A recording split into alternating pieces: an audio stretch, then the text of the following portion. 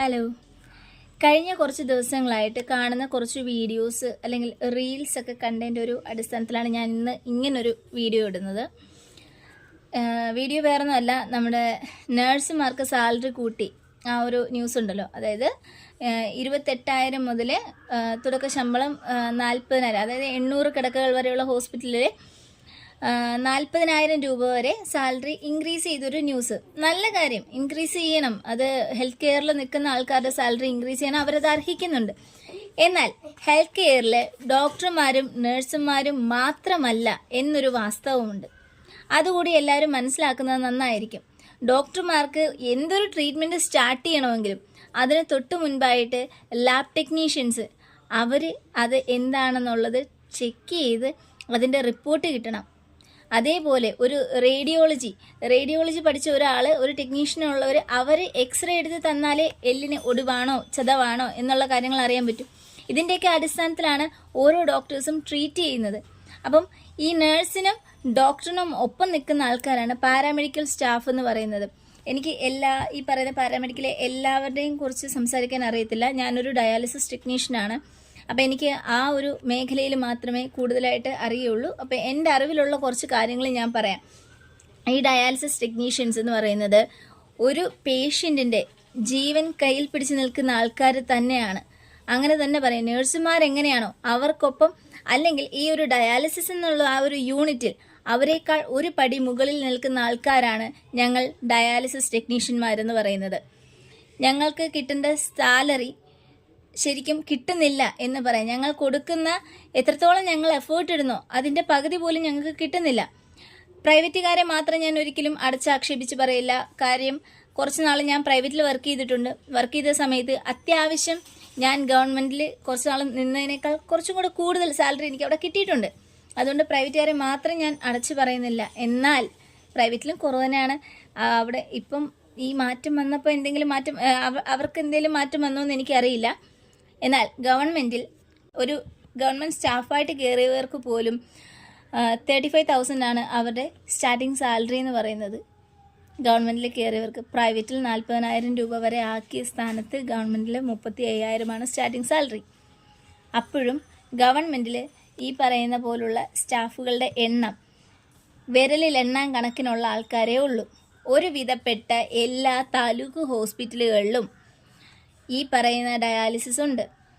ഈ ഡയാലിസിസിൽ നിൽക്കുന്ന വ്യക്തികൾ അല്ലെങ്കിൽ ഈ ടെക്നീഷ്യന്മാർ പലരും കോൺട്രാക്റ്റ് ബേസിസിൽ നിൽക്കുന്നവരാണ്. സ്ഥിരം ആയിട്ട് ജോലി ചെയ്യുന്ന ആൾക്കാർ വളരെ കുറവാണ്. ഈ കഴിഞ്ഞ ഒരു PSCയിൽ എഴുതി കിട്ടിയ വളരെ കുറച്ച് ആൾക്കാർ ഇപ്പം നിലവിൽ കയറിയിട്ടുണ്ട്. കുറേ ഏറെ ഹോസ്പിറ്റലുകളിൽ കയറിയിട്ടുണ്ട്. എന്നിരുന്നാൽ പോലും അത് കാരണം വേറെയും കാര്യം പറയാനുണ്ട്. എത്രയോ ആൾക്കാരുടെ ജോലി കിട്ടേണ്ടിയിരുന്നത് ഇത്രയും താമസിച്ച കാരണം. ഞാൻ 7ാമത്തെ ബാച്ചാണ് ഇവിടെ തിരുവനന്തപുരം മെഡിക്കൽ കോളേജിൽ പഠിക്കുന്നത് ഡയാലിസിസ്. എനിക്ക് മുൻപ് ഇത് PG ഡിപ്ലോമയായിട്ട് ചെയ്ത ആൾക്കാരുണ്ട്. അങ്ങനെയുള്ള ആൾക്കാർ മുതൽ ഗവൺമെൻറ്റിൽ ജോലി കിട്ടാതെ നിൽക്കുന്ന, അല്ലെങ്കിൽ എഴുതേണ്ട പ്രായം കഴിഞ്ഞു പോയി എന്നുള്ളൊരു കാരണം കൊണ്ട് ജോലി കിട്ടാതായി ഈ പറയുന്ന കോൺട്രാക്റ്റ് ബേസിസിൽ അല്ലെങ്കിൽ ഒരു സീരീസിൻ്റെയൊക്കെ കീഴിൽ ജോലി ചെയ്യുന്ന ആൾക്കാരുണ്ട്. അവർക്കൊക്കെ കിട്ടുന്ന തുച്ഛമായിട്ടുള്ള സാലറിയാണ്. ഒരു കോൺട്രാക്റ്റ് ബേസിസിൽ അല്ലെങ്കിൽ ഒരു 6 മാസത്തേക്കായിട്ടൊക്കെ കയറുന്ന, എംപ്ലോയ്മെൻറ്റ് വഴിയൊക്കെ ആയിട്ട് കയറുന്ന ആൾക്കാർക്ക് കിട്ടുന്ന ഇന്നത്തെ ശമ്പളം, ഇന്ന് ഞാൻ എൻ്റെ ഒരു ഫ്രണ്ടിനെ വിളിച്ച് ചോദിച്ചപ്പോൾ ഞാൻ അറിഞ്ഞ സാലറി എന്ന് പറയുന്നത്, അവർക്ക് കിട്ടുന്നത് ഒരു ദിവസം കിട്ടുന്ന സാലറി ഒരു ദിവസത്തേക്കുള്ള കണക്കിലാണ് വരുന്നത് 575 രൂപയാണ്. ഒരു കൂലിപ്പണിക്കാരന് കിട്ടും 1,500 രൂപ. 1000 കുറവാണ്, 1500 ഈ പണിക്കാരൻ്റെ അത്ര പോലും വില ഈ ജീവൻ കയ്യിൽ പിടിച്ചുകൊണ്ട് വെക്കുന്ന ഞങ്ങൾ ടെക്നീഷ്യന്മാർക്കില്ലേ? അറിയാൻ പാടില്ലാണ്ട് ചോദിക്കുകയാണ്. ശരിയാണ്, കരയുന്ന കുഞ്ഞിനെ പാലുള്ളൂ. ഞങ്ങൾ കരയാൻ മടിക്കുന്ന വേറൊന്നും കൊണ്ടല്ല. ഒരു ഡയാലിസിസ് മുടങ്ങിക്കഴിഞ്ഞാൽ ഒരാളുടെ ജീവൻ നഷ്ടപ്പെടാൻ അത് മതി. അത്രത്തോളം കഠിന ഹൃദയരല്ല ഞങ്ങൾ. അതാണ് ഞങ്ങളുടെ ഏറ്റവും വലിയ കുഴപ്പം. അപ്പം ദയവായിട്ട് നേഴ്സുമാർക്ക് ഒപ്പം അത്രത്തോളം തന്നില്ലെങ്കിലും ഒരു പടി താഴ്ത്തിയിട്ടാണെങ്കിലും കുറച്ചൊക്കെ സാലറി ഇൻക്രിമെൻറ്റും മറ്റ് ബോണസും കാര്യങ്ങളും ഇല്ലെങ്കിൽ പോലും ഞങ്ങളെയും കൂടെ ഒന്ന് പരിഗണിക്കണമെന്നാണ് എനിക്ക് പറയാനുള്ളത്. എന്തിനാണെന്ന് അറിയത്തില്ല, എല്ലാ വർഷവും ചവറ് പോലെയാണ്. ചവറ് പോലെ എന്ന് വെച്ചാൽ മെഡിക്കൽ കോളേജുകളിൽ നിന്ന് മാത്രമല്ല, പ്രൈവറ്റ് ആയിട്ട് പഠിപ്പിക്കുന്ന ഇൻസ്റ്റിറ്റ്യൂഷൻസും ഉണ്ട്. അവിടുന്നും ഈ പറയുന്ന പാരാമെഡിക്കൽ സ്റ്റുഡൻസ് എല്ലാം പഠിച്ചിറങ്ങുന്നു.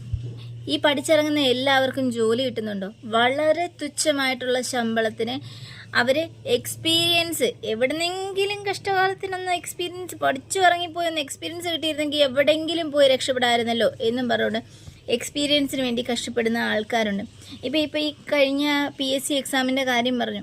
ഈ PSC എക്സാമിന് പ്രൈവറ്റിൽ വർക്ക് ചെയ്ത ആൾക്കാർ അവിടുത്തെ ഡാറ്റ, അതായത് അവർ വർക്ക് ചെയ്തു എന്നുള്ളതിൻ്റെ അവരുടെ എക്സ്പീരിയൻസ് സർട്ടിഫിക്കറ്റ് മാത്രമല്ല, എൻ്റെ ഒപ്പം ഈ അന്ന് പ്രൈവറ്റിൽ വർക്ക് ചെയ്ത ആൾക്കാരോട് സംസാരിച്ചപ്പം പറഞ്ഞത്, അവർ ഈ പറയുന്ന എക്സ്പീരിയൻസ് സർട്ടിഫിക്കറ്റ് കൊണ്ട് കൊടുത്തപ്പം അവർ പഞ്ച് ചെയ്ത ഡീറ്റെയിൽസ് ഉൾപ്പെടെ ഈ പറയുന്ന PSC ഓഫീസിൽ കൊണ്ട് കാണിക്കണമായിരുന്നു. ഇവർ ഈ എക്സാമിന് മുമ്പേ തന്നെ കുറേയേറെ കട്ട് ചെയ്ത് കുറേ അധികം ആൾക്കാരെ മാറ്റി.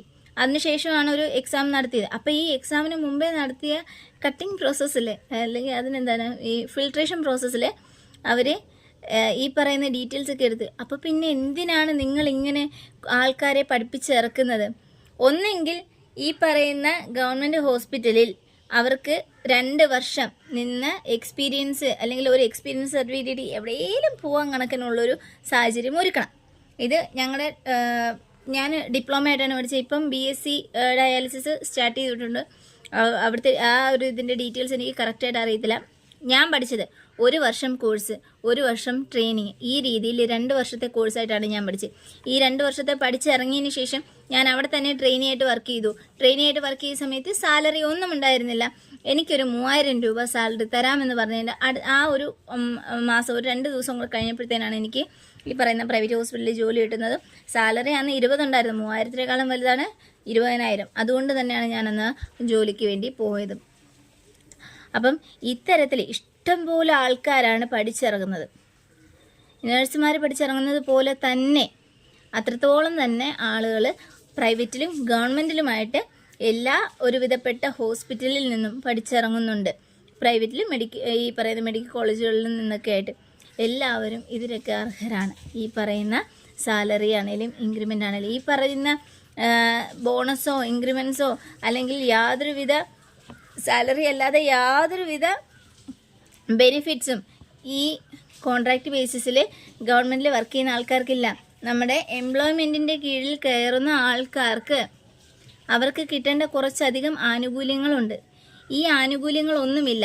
എംപ്ലോയ്മെൻറ്റിൽ നിന്ന് ലിസ്റ്റ് എടുത്ത് വിളിക്കുക മാത്രമേ ഉള്ളൂ. ആ വിളിച്ചതിന് ശേഷം പിന്നീട് ഈ പറയുന്ന ഏതാണോ ഏജൻസി, ആ ഏജൻസിയുടെ കീഴിലുള്ള സ്റ്റാഫായിട്ടാണ് നമ്മൾ മാറുന്നത്. അതുവരെ ആ ലിസ്റ്റ് എടുക്കുന്നത് വരെ എംപ്ലോയ്മെൻറ്റിൻ്റെ കീഴിലുള്ളൂ. 6 മാസം കഴിയുമ്പം എന്നെ പിരിച്ചു വിട്ടു. എനിക്ക് ശേഷം കയറിയവരെങ്ങനെ നിൽക്കുന്നുണ്ടോ എങ്ങനെയെന്നുള്ള കാര്യം എനിക്കറിയില്ല.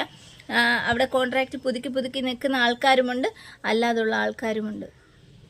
അപ്പോൾ ഇങ്ങനെയൊക്കെയാണ് ഈ പറയുന്ന പാരാമെഡിക്കൽ സ്റ്റാഫുകളുടെയൊക്കെ അവസ്ഥ എന്ന് പറയുന്നത്. ദയവ് ചെയ്ത് ഈ പറയുന്ന നേഴ്സുമാർക്ക് വേണ്ടി വാദിച്ചവർ ഒന്ന് ഈ പാവപ്പെട്ട പാരാമെഡിക്കൽ ടെക്നീഷ്യൻസിൻ്റെ ഏരിയയും കൂടെ ഒന്ന് നോക്കിയിരുന്നെങ്കിൽ കൊള്ളാമായിരുന്നു. കുറേ ആൾക്കാർ രക്ഷപ്പെടും.